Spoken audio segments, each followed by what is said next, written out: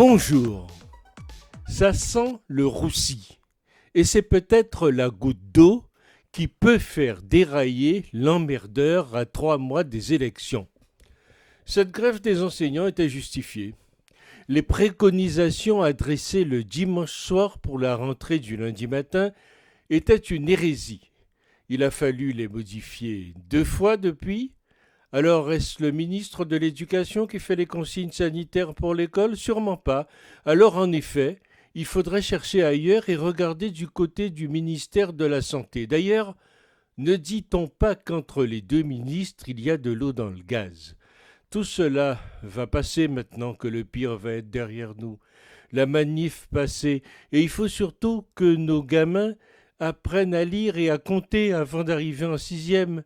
Oui, il faut que le ministre Blanquer finisse ses réformes et redonne à l'école les moyens d'éduquer nos enfants, en leur faisant apprendre nos grands auteurs comme Molière et La Bruyère, ou Racine, ou Boileau et les autres. Quant au calcul, il faut que les enfants apprennent à faire les 4 opérations manuellement et sachent compter de tête. Du temps de nos grands-mères, elles savaient écrire et compter sans faute dès l'âge de 11 ans. Plus ça change, mais plus c'est pareil.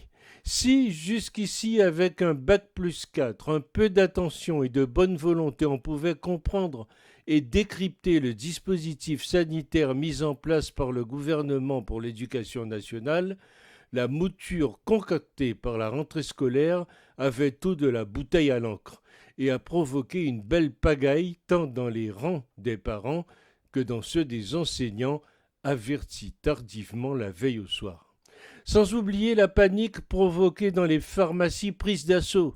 Envoyé en première ligne avant-hier soir sur France 2 pour tenter de circonscrire le feu qui couve, le pompier Castex est apparu bien démuni, confessant même que son gouvernement essayait de s'adapter au fil du temps.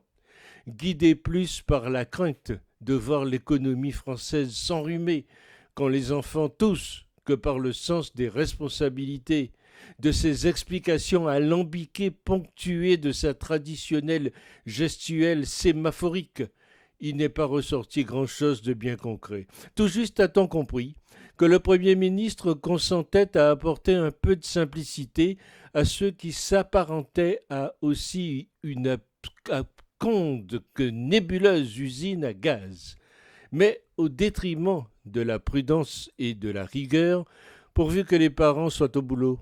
Frappé du coin de l'empirisme et de l'improvisation, ce nouveau protocole n'a pas plus convaincu les enseignants, qui réclamaient notamment le retour à la règle protectrice, un cas positif égale fermeture de la classe, l'isolement des cas contacts intrafamiliaux et une politique de tests préventifs hebdomadaires salivaires systématiques que les parents devront assurer.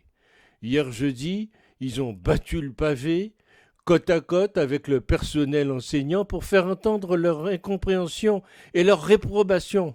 Pas de doute, même s'il n'y a qu'elle, l'école est bien malade et sa santé est en jeu.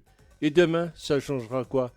Le virus a pris note, le mammouth se dégonfle, le président Grand Manitou de tout va infléchir, mais quel concert de pipeaux, je vous dis.